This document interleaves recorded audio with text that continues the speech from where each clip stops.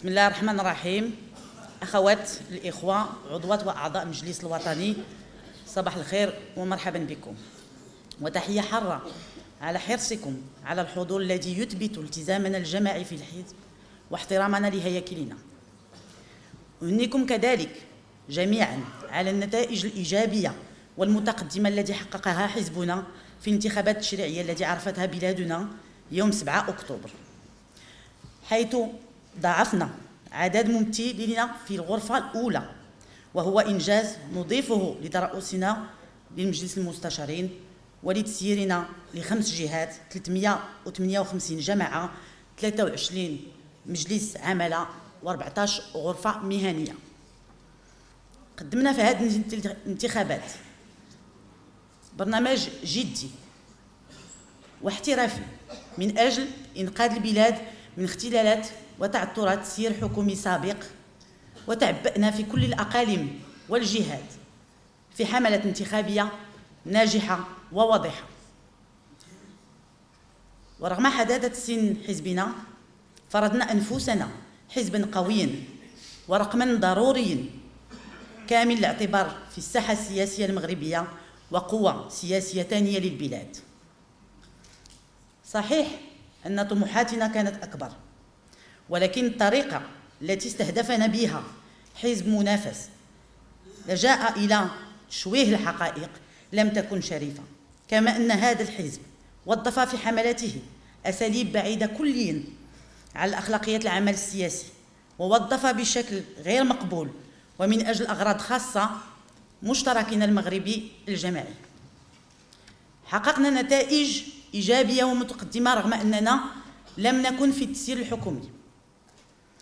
أكيد كان طموحنا أكبر، لم نصل إلى هذا الطموح لأسباب ذاتية كذلك، وهنا لا بد من الصراحة ولا بد من شفافية التشخيص، لأن الصراحة التنظيمية هي التي تصنع الأحزاب الكبرى وتجعلها تستمر، وحزبنا منذ تأسيسه اعتبر النقد وسيلة تنظيمية لرفع أدائه.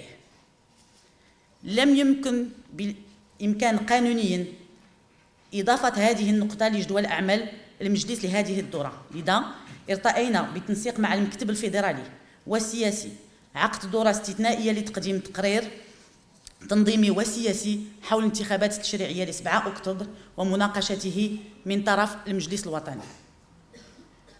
وهنا لابد من كلمة شكر وتنويه خاص للجنة الانتخابات داخل الحزب التي أشرفت على العملية بكل مهنية، وعلى رأسها الأخ الحموتي اللي حاضر معنا اليوم.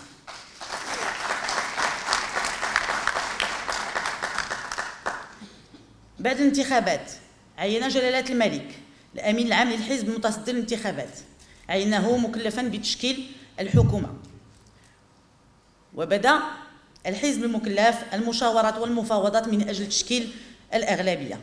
وهنا كان ولا يزال لحزبنا موقف ناضج، إننا لا نشوش على تشكيل الأغلبية، إننا نتبنى موقف المعارضة، لكننا لا نهرب من مسؤوليتنا واهتمامنا للمصلحة العامة للبلاد. لذلك فنحن ننتقد عجز الحزب المتصدر للانتخابات عن تشكيل الحكومة، وننتقد حالات الفراغ الحكومي وتوقيف العمل التشريعي، وخاصة قانون المالية الذي بتأخيره ستتعمق الأزمة الاقتصادية. منذ المؤتمر الأخير حقق الحزب العديد من المكتسبات على المستوى الإدارة وتنظيمها، وعلى مستوى التواصل الإعلامي، وعلى مستوى العمل الإشعاعي والحضور السياسي والعمل المشترك مع منظمات مدنية وإطارات جمعوية.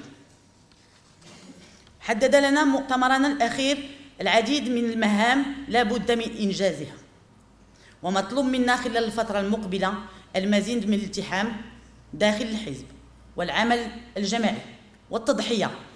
مطلوب منا أن نشغل هياكلنا بشكل فعال، وأن نبدع في التواصل مع الناس ومع فعالية المجتمع. مطلوب منا العمل في الأقاليم والجهات والتركيز على العمل الإشعاعي لاستقطاب الأطور والزيادة في الاهتمام بالشباب والنساء.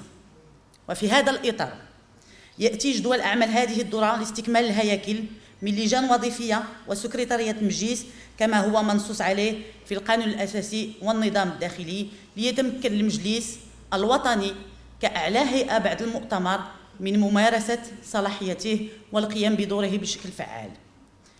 مباشرة بعد استكمال الهياكل سيجتمع المكتب مع اللجان باش يوضع واحد برنامج عمل لسنة.